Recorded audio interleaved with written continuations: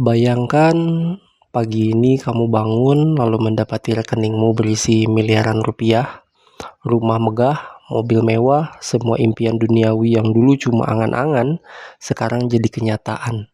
Tapi di tengah semua kemewahan itu sebuah pertanyaan besar muncul.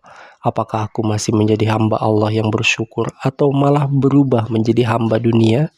Itulah ujian sesungguhnya saat kita sudah berada di atas.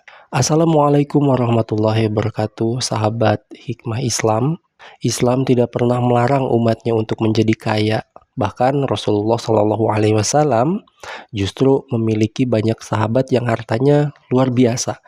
Tapi yang Allah lihat bukan seberapa banyak kekayaan kita, melainkan bagaimana kita memperlakukan harta itu. Karena seringkali harta bukan lagi nikmat, tapi berubah menjadi ujian. Ketika Allah memberi kita kelimpahan rezeki, seharusnya yang pertama kita lakukan adalah bersyukur. Tapi bukan hanya dengan lisan mengucapkan alhamdulillah, melainkan dengan tindakan nyata. Apakah kita menggunakan harta itu untuk membantu sesama? Apakah kita menyisihkan sebagian untuk sedekah? Ataukah kita tetap rendah hati atau justru mulai merasa lebih tinggi dari orang lain? Ingatlah, harta yang tidak disyukuri hanya akan menambah hisab kita di akhirat.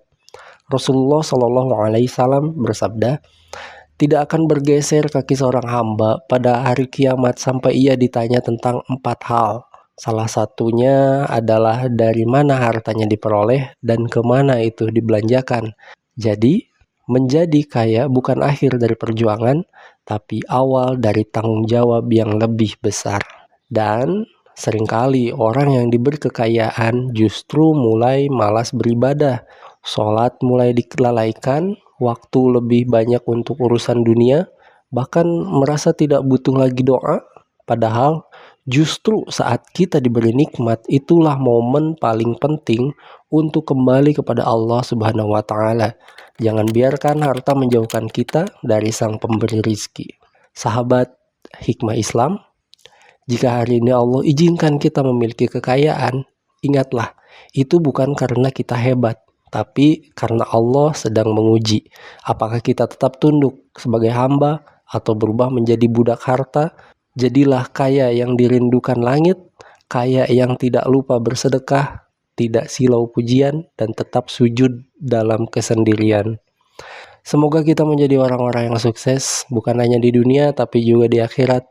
Dan semoga harta kita menjadi jalan menuju surga, bukan malah menjadi beban di neraka. Amin ya Allah ya Rabbal Alamin. Wassalamualaikum warahmatullahi wabarakatuh.